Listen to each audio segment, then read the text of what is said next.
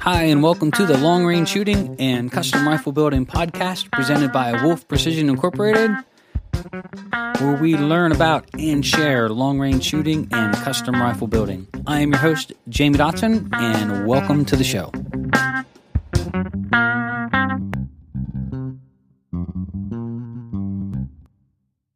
Hi, and welcome to episode 203 of Wolf Precision's Long Range Shooting and Custom Rifle Building podcast. I'm your host, Jamie Dotson, and welcome back to the show. In this episode, we're going to finish up our series on the number one way to improve your accuracy. And in this episode, we're going to be talking about the .30 caliber. So we're going to get into the big boys, but then we're also going to share with you that you can actually modify the recoil of your existing rifle. So if you've already bought a big gun and you've already experienced having the daylights kicked out of you and you're not enjoying it, there are some things you can do to help fix that. So stick around to the end and we'll share that with you. So welcome aboard, everybody. Thank you for joining us. Without further ado, here we go. Okay, before we get started, I do want to say a quick thank you to TriggerTech. TriggerTech is the maker of fine rifle triggers. They are one of the safest triggers I think you can purchase, one of the easiest to install, and of course, I think one of the easiest to adjust. So if you want to upgrade your game and your rifle, and you would like to do it with a trigger, you can stop over to triggertech.com. That's triggertech.com today. We'd also like to thank MDT, maker of fine rifle chassis. A lot of great options to choose from, and if you want to improve your shooting game, one of the ways you can really do it is by changing your stock to have a stock that actually fits you properly or is fully adjustable so it can fit you better. And you can look at all the fine selection they have today at mdttac.com. That's mdttac.com today. So we're going to conclude this episode with the .30 cals. Not that the 338s have a non-place in the shooting world. I'm not an anti-magnum guy. But that said, though, we're talking about improving the accuracy of a shooter, and more importantly, maybe a newer shooter, a younger shooter, a female shooter, someone that we can get into the hunting world without them having to be walloped over and over again by a rifle. The .30 cals is about as big as I think you can go and still either control the recoil or modify it, like we're going to talk about here at the end of the podcast, to get it into that maybe comfortable level, and certainly getting it close to very pleasurable to shoot. The .30 cals, and I'm going to use 3 for an example here, would be like the 308, which is stable for $30 cals, right? And certainly I think one of the most unsung heroes as far as its versatility as a cartridge.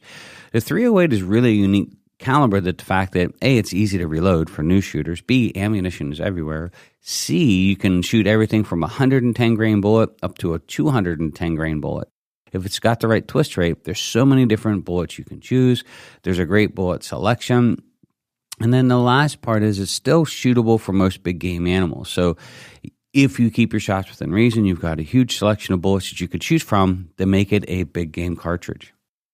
So the 308, if we build a 308 with a traditional hunting bullet, say a 165 grain bullet, and we run it at what Hodgkin says the average speed should be for this rifle in this caliber combination, with a 24-inch barrel, which might be a little bit long for hunting, but they're saying the average velocity is going to be around 2750. That's not too bad. If we build this in an 8-pound rifle, though, we're talking scope optics and everything, we are introducing 17.8 foot-pounds of energy on the shooter. Now, when we talked about in our previous podcast, we're saying 0 to 10 foot-pounds on the shooter. We're going to say that that's enjoyable to shoot. We're going to say 11 to 20. We're going to say that's comfortable.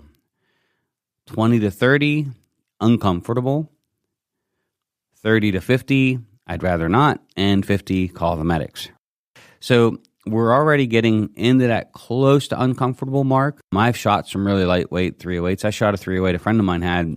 It had a very thin buttstock. It might have weighed less than 8 pounds. My guess, it might have weighed 6.5, 7 pounds total. And it walloped. It was amazing to shoot. So we're saying here, an 8-pound rifle, no muzzle brake, no suppressor. It's delivering nearly 18 foot-pounds of energy on the shooter. Some people might find that okay to shoot or comfortable. Other shooters might not. Newer shooters might roll that right into the uncomfortable category. However, though, what's really neat with the 308 is you can really step that down. For example, you can shoot 110 grain Barnes out of a 308. I don't know if you know this or not, but you can really load down, shoot a solid 110 grain solid, which is still a big bullet. Solids are actually much longer in size compared to a lead-based bullet because the weight is in the length. It doesn't have the lead core. So really, I would consider it still a hunting bullet. And here's the cool part is you can get the velocities up to 3,400 feet per second. That's crazy out of a .308. And if you build that in a 12-pound rifle and you put a suppressor or muzzle brake on it, either or, you're going to get the felt recoil on the shooter down to about 7.1 foot-pounds of energy.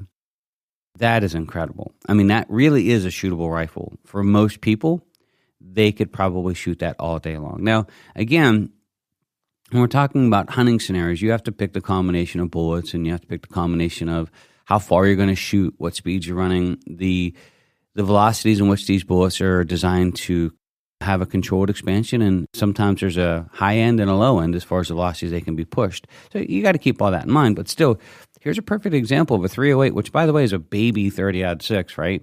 We can get it down to way less than 10 foot-pounds of energy on the shooter just by controlling some of the parameters. Now, when we step that up to the next caliber, which I think is like the ultimate, if you wanted a Magnum, and people ask me this all the time when they call in and they start talking custom rifles, and they're like, hey, if you wanted to build a long-action cartridge, what would you build? I love the 300 Win Mag. I think it's extremely accurate. I think it's easy to load for. It's like the .308. It's one of the reasons why the military and everybody adopted it so readily, right? You build that in an 8-pound rifle shooting the same 165 grain bullet, though, and you're pushing 3,150 for speed, you've got 32.5 foot-pounds of energy on the shooter. A lot of people are going to find that very uncomfortable to shoot. That's a wallop. But that said, again, controlling the parameters, if we load that down to, let's just say, the same 110 grain bullet, we could be at 3,600 feet per second and 10.7 foot-pounds of energy on the shooter. So what's amazing when you start talking about the big calibers is you actually get a much bigger difference in the pendulum from going from the high side of felt recoil to the low side. The window is just huge, right? I mean, you can almost cut the recoil, felt recoil, by a third or more. And it's just amazing, right? So could most shooters handle 10 foot-pounds of energy, 10.7 foot-pounds? I think so. So even a 300 Win Mag, if you build it in an ultralight rifle, yeah, it's going to be a pretty hard-kicking caliber. But if you had your wife or your child or a new shooter that's a friend that's just not used to this type of shooting or recoil, here's the window. I mean, you can control this anywhere in between by a combination of your bullet weight, the rifle weight, the speeds, the velocities. You're going to push everything, right? And then, of course, the 300 PRC. It is the new craze. I'm 52. I don't get excited about new cartridges all that often. I mean, the 22 Creeds really got me going. That's one of my favorite cartridges of all time, for sure. But the 300 PRCs here, we build a lot of rifles in them. It's sort of a really, really popular cartridge. It's the power of marketing. Now, it is the 300 Win Mag brought up to current time. So it's a longer neck. It's designed to shoot heavier bullets. It really is a good design cartridge. There's no taking away from it. Hornady knocked it out of the park. They do sell ammunition limited. It's not like the 300 Win Mag, but you're starting to see 300 PRC ammunition come on board. And those, you've got the option to shoot a 200 grain bullet. And the lightweight rifle that we're talking about here in 8 pounds, if we're shooting that with that 200 grain bullet, we're going to be running right around 2,900 feet per second. And we're going to have almost 37 foot-pounds of energy on the shooter. That's a lot. I've shot rifles in this caliber just to that 10-pound mark with optics and everything, and unsuppressed, and it was really bitey. I mean, it took a lot of mental effort to keep shooting that rifle over and over again, getting it all zeroed out and checked out and ready to go to the customer. It was not fun. But here, again, is that magic, right? Now, the 300 PRC, I'm going to use 2 bullets for this one for the lighter side because I don't know if we can get super, super light. Let's just say they make a 110 grain bullet, I think Barnes does, but it's super slow in the PRC. The best I could find for the PRC that would be a lightweight version hunting bullet was a 150 grain bullet that is offered that I think would be suitable for the PRC. It's going to push the speeds of about 3,300 feet per second, which again is blazing fast. And it's going to reduce the felt recoil to the shooter to 14.5 foot-pounds of energy, which, again, we fall way, way down from borderline really uncomfortable, right, to now we're in that comfortable area. We're not in the enjoyable. I would always say that 0 to 10 foot-pounds of energy is certainly fun to shoot, and we're about halfway there to uncomfortable, but it's not bad. Just think about the difference between 37 foot-pounds of energy hitting a shooter and 14 and a half. It's significant.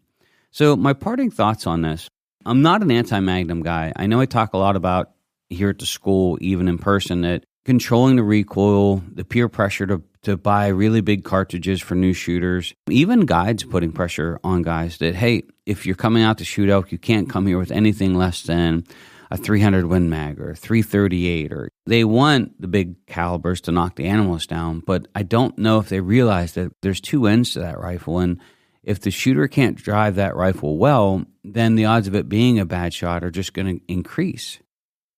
It's a yin and yang. You put too big of a caliber in somebody's hands, and their ability to put it where it's supposed to go decreases. So I don't care how big the caliber is. You can give somebody a 50 cal to go out elk hunting, and if they can't hit anything at 100 yards with it, they're not killing an elk. They're all but insuring a wounded animal or a complete mess, right?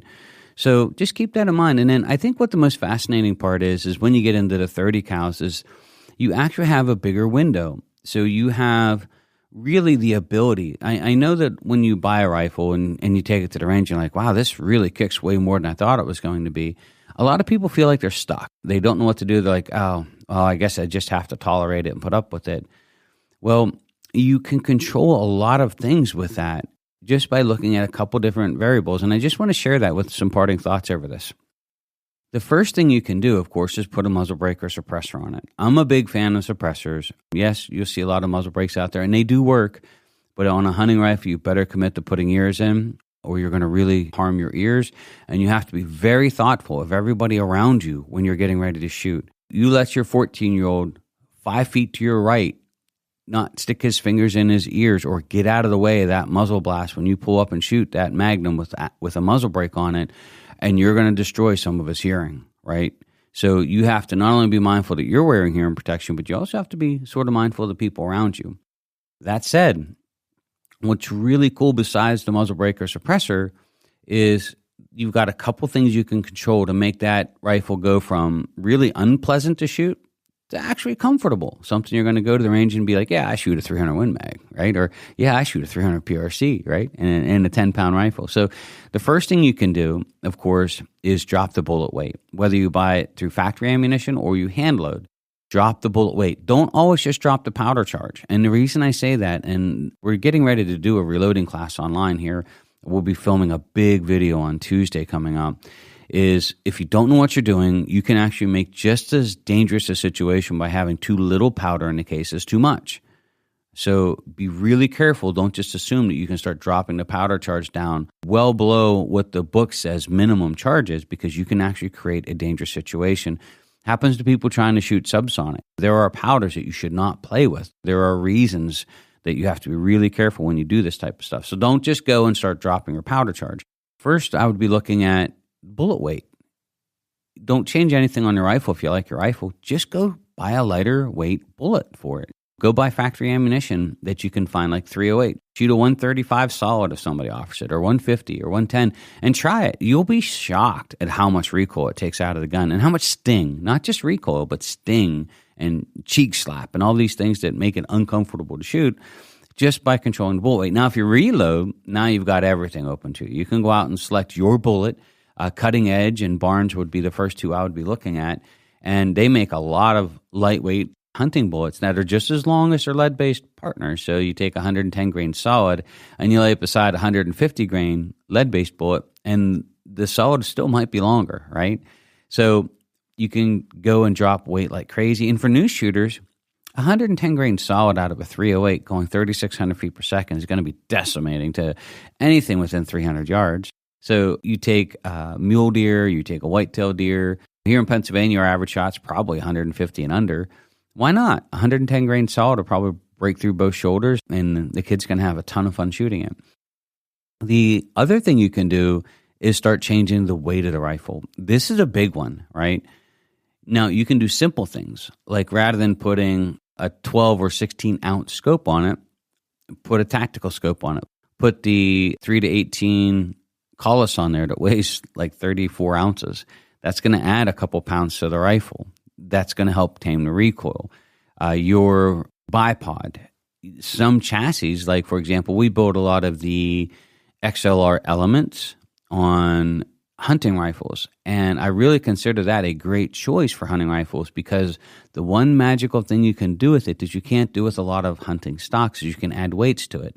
And it sounds super counterproductive, but we have built dozens of rifles for hunters that are going to have their kids shooting this rifle eventually. And here, now you can add a couple weights in the barrel channel, a couple weights in the outside, and now that 308 is a baby doll to shoot. You could get that weight up to 12 and 14 pounds if you want, and just add weights like crazy. And so the other option is, of course, is to buy heavier stock. Or in the case of a chassis system, add some weights to it. Or add some weights while you're practicing. So it's a little bit easier on you than take the weights off when you're out hunting. Now, it's going to kick while you're out hunting. It's probably going to shock the daylights out of you the first time you shoot it without the weights in it. But the last parameter that you can do that makes a really big difference to the recoil of a rifle is increase the weight. And I honestly find a 12-pound hunting rifle isn't that uncomfortable to carry. Now, 14 and 16-pound, what we used to consider like long-range tactical rifles or sniper-type match rifles, that was back in the 2000s. That was considered heavy for the time. Now you're getting into 26 and 28-pound, in which case that's obviously way too heavy to be carrying around in the field. Maybe drive it to the blind with your four-wheeler, sure. But if you're going to carry it around in the field, I think even 15 to 16 pounds is just really, really heavy unless you got a backpack to put it in. But 12 pounds, I think, is still suitable for most grown adults.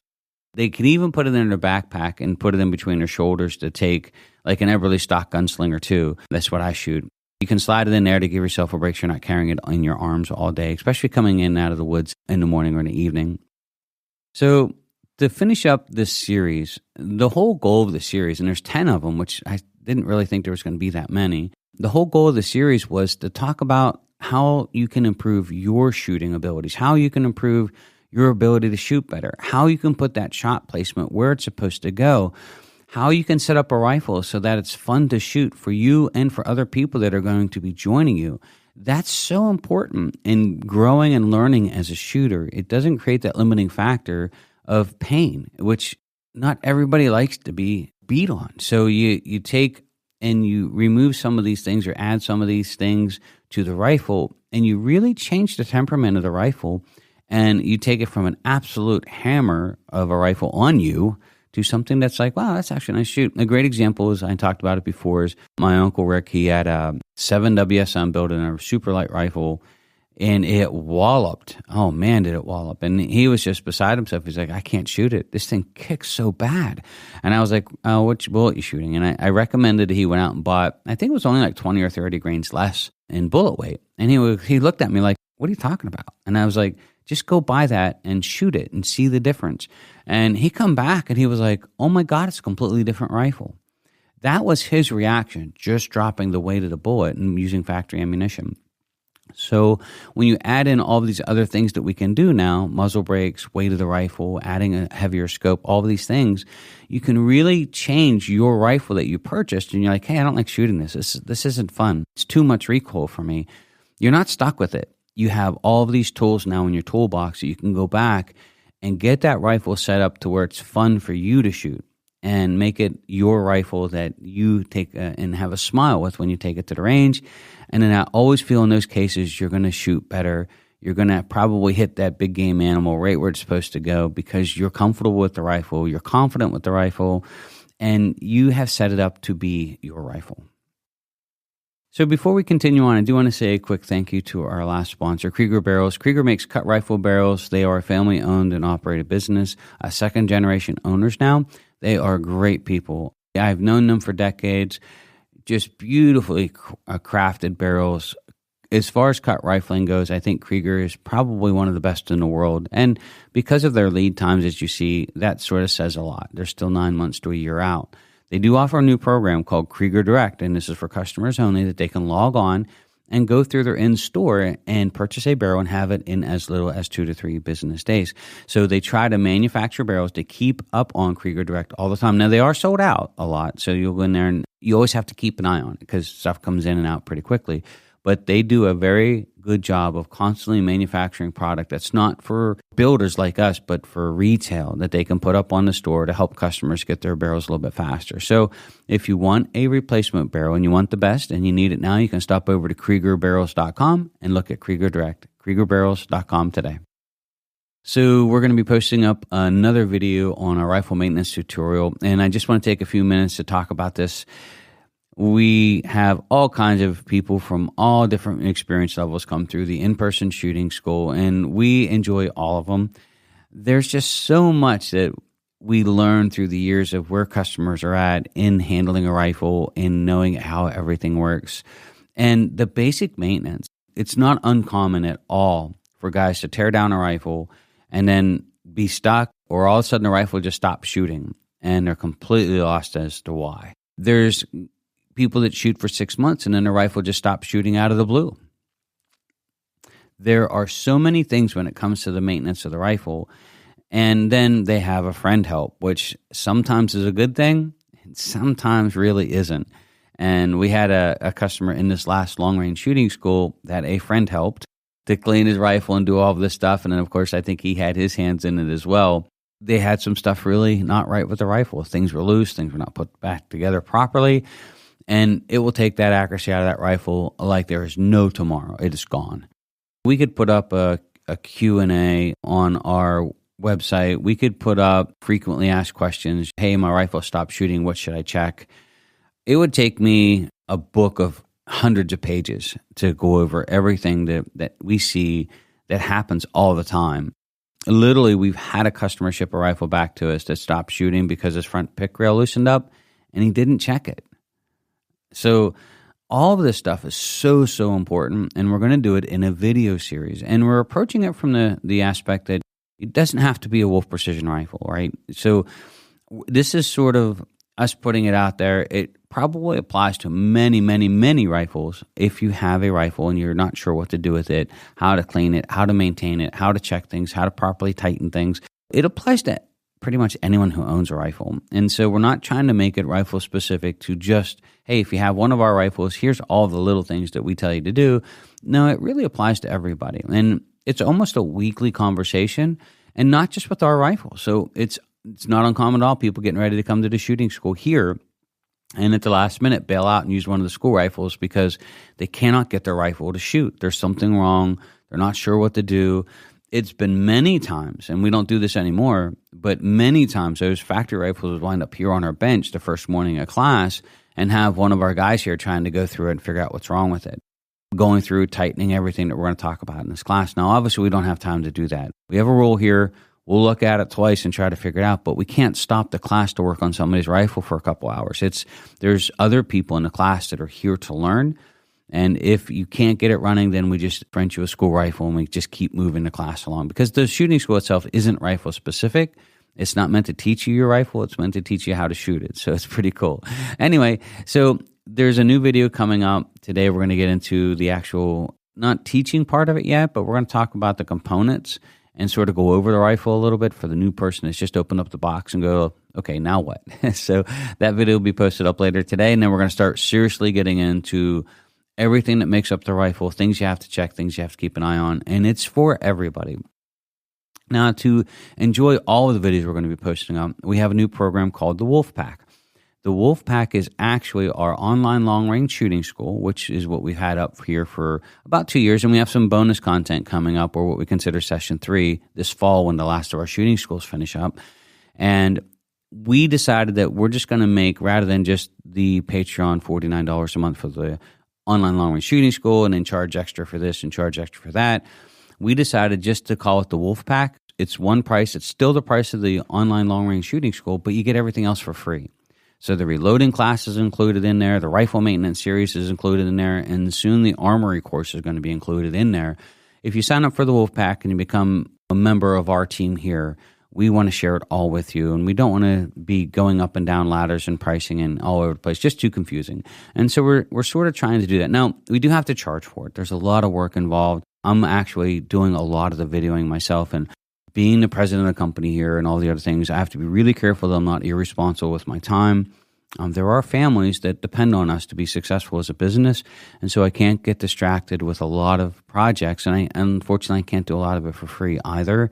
So we do have to charge, and I hope that sounds and comes off okay, that we do charge $49 a month, but we do allow you to sign in and sign out as many times as you want. You can watch videos as many times as you want.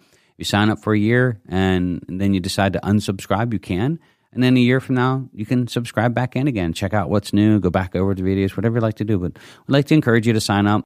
We are going to have some discounts for some of the things that are coming up next year for those that are members of the Wolfpack as our way of saying thank you, including a discount on our in-person long-range shooting school. But you can learn more. You can go over to wolfprecision.net, and you can click on the Wolfpack and check out all the videos going up today.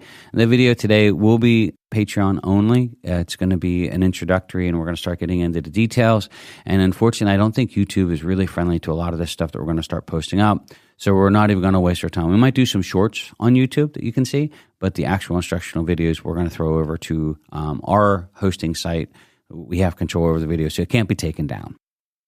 A couple updates here for Wolf Precision. We are going to have our long-range shooting school posted up. We post it up at the last day of the month in August every year for the 2025 season. I have committed for 2025 that we will not be doing any remote classes. We have a lot of manufacturing getting ready to kick off. We do have a lot of videos that we're working on here as well. And I'm also going to commit to only doing 7 in-person classes next year. So if you would like to join us for one of the in-person shooting schools, it's going to be limited to 7 classes of 5 students each. So that means only 35 students are going to be able to attend the in-person class. The reason being is I actually teach every class. We've never really been able to hire anybody, and I feel like it's my responsibility to be there. There's a lot of responsibility for safety and teaching. And then I really do believe that having all the years of teaching the class, I'm able to sort the students out a lot faster. Most of the stuff, although you don't see it every year, I've probably seen it, although I do get surprised once in a while with something new that I've never seen before. It does happen. But when you come in here and you take the in-person shooting school, I teach every class. And then next year, just like I was talking about, as our business grows and being the CEO of the company, the president of the company, I can't be teaching 13 or 15 classes anymore, but it's still one of my favorite things to do. So if you want to come in and spend time with me personally here at the in-person shooting school, those classes will be announced August 31st. I'm going to limit it to 7 in-person classes for the year. And of course, we still limit it to 5 students per class. So if you'd like to join us, we'd love to have you. Those classes will be announced at the end of August. We'll put that up on August 31st, and it'll go out in our newsletter as well. So looking forward to having you. Maybe in a couple years, we'll be able to increase the number of classes as some of the responsibilities get shifted from me to other team members. But right now, it's a growing business. We have to stay focused, and we have to make sure that we're really putting our priorities in place. I still want to teach the shooting schools, but we're going to do it in a limited number for 2025. The last thing I want to touch base on is new shooters. This last class was really awesome in the fact that we had 2 new shooters, new to long-range shooting per se. Not new to shooting rifles, but just the game that we play and working with weather, working with trajectory, working with fundamentals, all the things that really get involved in a 3-day shooting school. And what an amazing class. I mean, they shot incredible. Their fundamentals were great. We had a gentleman fly in from Great Britain, which was really cool. My wife was giddy over meeting him and talking with him. She's our office manager, and his wife was adorable. You could listen to that accent all day long, and we loved it. So we really appreciated everyone who's taken the time and having somebody come across the pond the whole way from Great Britain to join us here at the shooting school. What a blessing it was to have them here, and super fun to spend 3 days with them here on the firing line. And then, of course, we had some gentlemen that were really getting into long-range shooting and getting the bug, and I hope we left a really great positive experience with them to go back and continue to grow and shoot. And I'm really going to encourage them to go out and maybe get into a match. One gentleman's getting ready to be deployed. We wish him all the best for his deployment. When he comes back, he had mentioned he might even actually be interested in coming and looking to join our team. So he gets back safely from his deployment. We would love to talk to him. So thank you, everybody, for taking the time to join us here. We really appreciate it. We still try to do a weekly podcast. I'm going to have some other subjects that we'll be talking about here in the future. We're going to keep going along, as well as I'm hoping some pretty cool interviews I'm trying to line up. It's sort of hard with the scheduling and everything with how machining and manufacturing all goes. And then we're hoping to maybe set up some video interviews that we can release on the podcast as well. That's something that I think you'll see start coming out maybe towards the end of this year and in the spring. So in the meantime, we want to thank everybody for joining us here. If you'd like to support the podcast, you can stop over to Patreon and support the show for $3 a month. For all that do that, we really, really appreciate it. It helps us a lot with keeping everything on track here, buying new equipment, new mics, all the things that we have to do to record a great show and have great audio. So thank you, everybody that's done that. We really appreciate it. And again, if you'd like to join the Wolf Pack, you can stop over to wolfprecision.net. You'll register through Patreon. You have to be 18 years or older, and we're looking forward to having you there as well. So thank you, everybody, for taking the time to join us here. My name is Jamie Dotson. I'm your host, and you're listening to Wolf Precision's Long Range Shooting and Custom Rifle Building Podcast.